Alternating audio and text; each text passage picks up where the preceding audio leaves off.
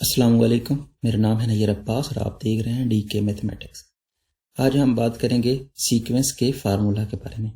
अगर हमें कोई सीक्वेंस दिया गया हो तो हम उस सीक्वेंस का फार्मूला कैसे फाइंड करते हैं, इस वीडियो में हम इसी को ही सीखेंगे। सबसे पहला जो हमारा क्वेश्चन है वो है 1 -1 1 -1 1 -1। ये हमारे पास सीक्वेंस है, हमने इसका फार्मूला फाइंड करना है। अगर हम गौर करें तो हमारी तमाम टर्म में 1 शामिल है और 1 के साथ पॉजिटिव और नेगेटिव का साइन आ रहा है, कभी पॉजिटिव कभी नेगेटिव, कभी पॉजिटिव कभी नेगेटिव। तो हम इसकी जनरल फॉर्म कुछ इस तरह से लिख सकते हैं, an which is equal to -1 whole की पावर n।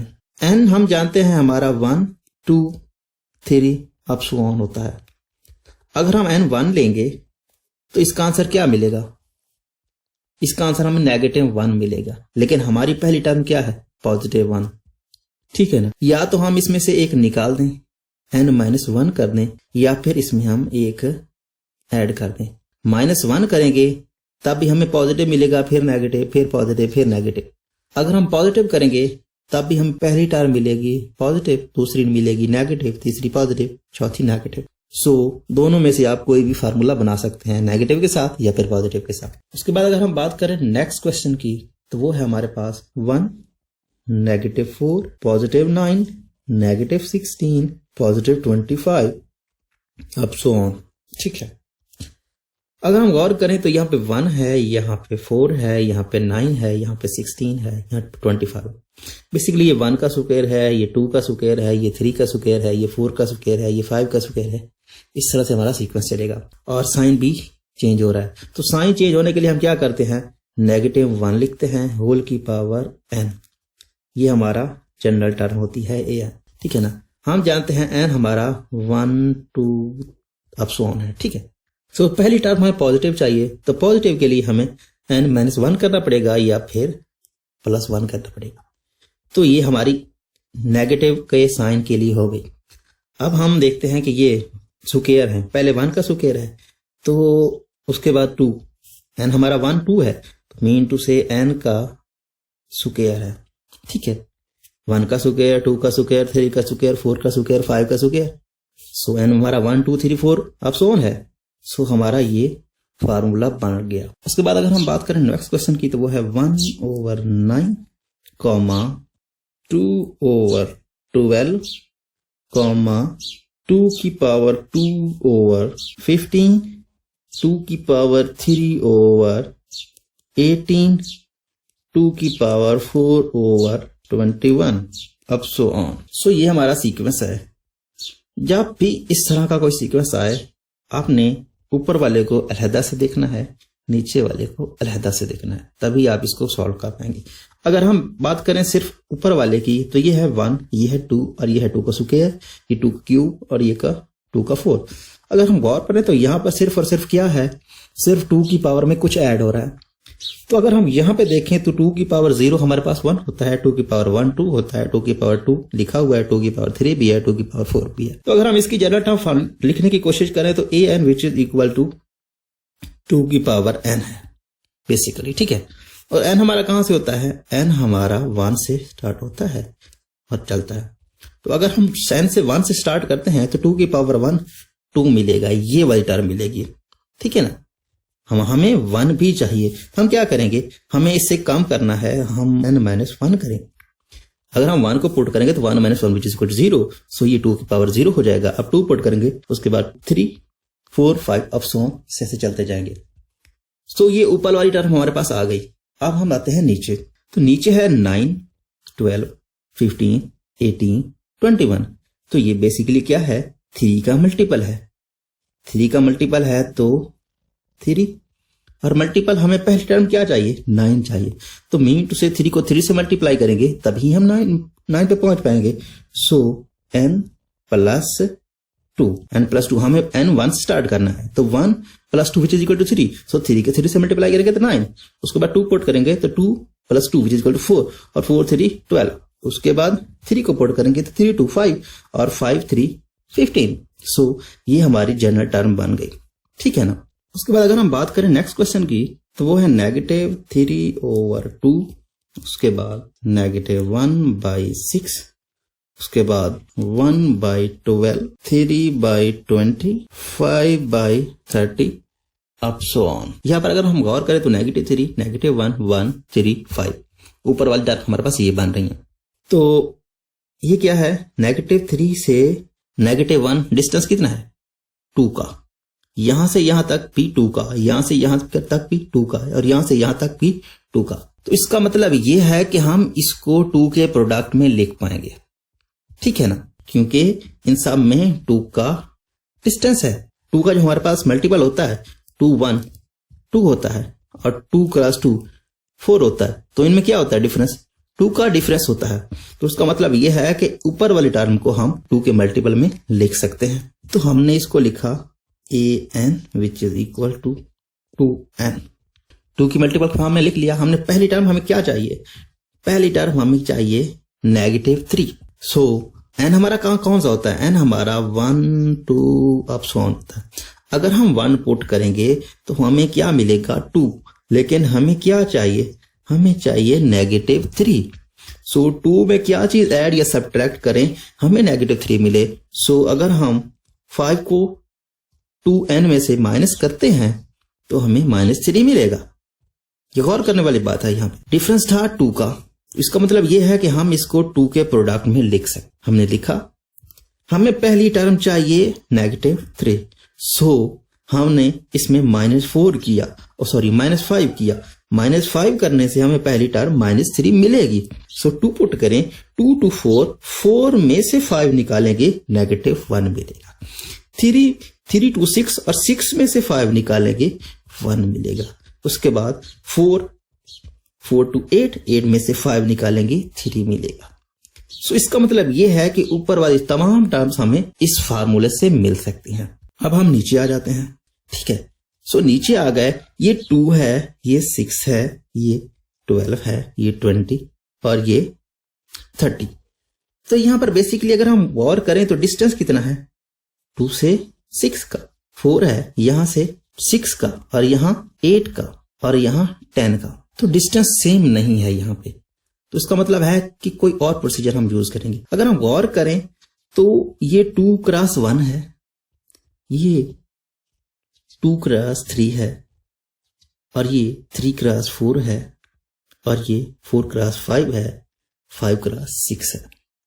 ये देखिए ना, 2 cross 1 which is equal to 2, ये 2 जो है 2 क्रॉस 3, ठीक है ना, और ये 3 क्रॉस 4, और ये 4 क्रॉस 5, और ये 5 क्रॉस 6। तो ये हमारे पास बेसिकली इस तरह से फॉर्म चल रही है जो उसका प्रोडक्ट है। ये इस तरह से होगी 1 क्रॉस 2, 1 2, और ये 2 जो बचा ये लास्ट पे है ये आगे जाएगा, और ये 3 ये लास्ट पे है ये आगे जाएगा, ठीक है ना, और ये लास्ट पे है ये आगे जाएगा, और ये लास्ट पे है ये आगे जाएगा, और ये लास्ट पे है ये आगे जाएगा, ठीक है ना। तो सबसे पहले हमें कौन सी टर्म चाहिए, पहले हमें टर्म चाहिए 1, ठीक है ना। तो 1 लेट से n, क्योंकि n 1 से स्टार्ट होता है, ठीक है ना, तो 1।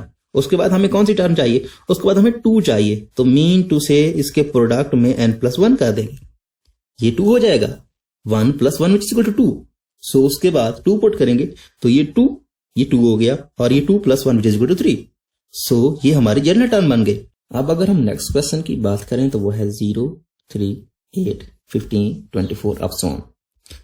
अगर हम यहाँ पे थोड़ा सा गौर करें तो हमारे पास ये स्क्वायर में से कोई एक टर्म कम है।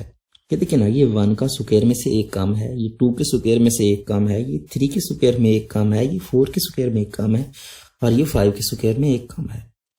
तो बेसिकली हमारे पास क्या है, ये an which is equal to n का स्क्वायर -1, ठीक है ना। n हमारा क्या होता है, n हमारा 1, 2, 3 अप सो ऑन होता है।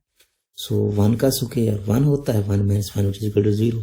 2 का स्क्वायर 4 होता है, 4 में से एक निकालेंगे 3।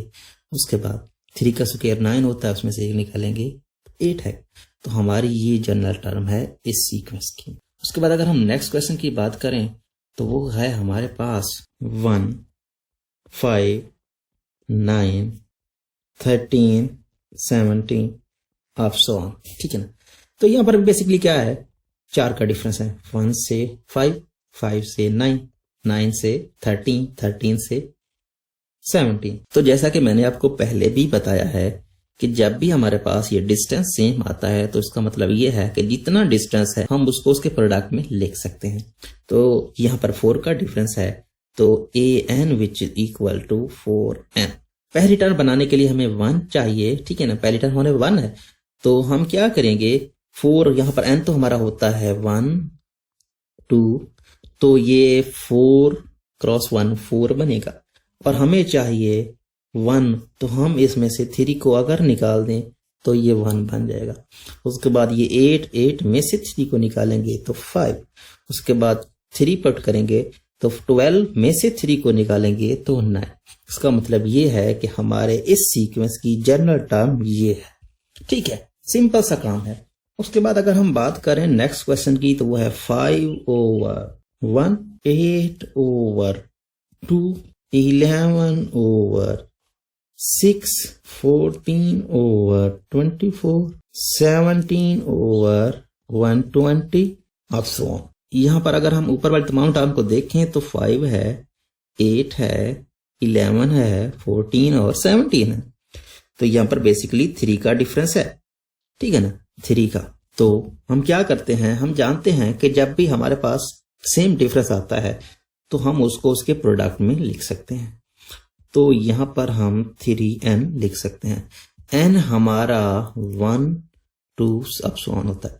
अगर हम 1 पुट करेंगे तो ये 3, हमें चाहिए 5, हम क्या करेंगे, हम 2 को ऐड करेंगे तो 5 बन जाएगा।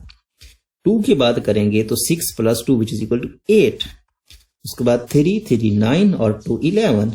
सो ऊपर वाली तमाम टर्म हमारे पास आ गई। अब हम बात करते हैं नीचे की। तो ये 1, ये 2, ये 6 और ये 24, ये 120।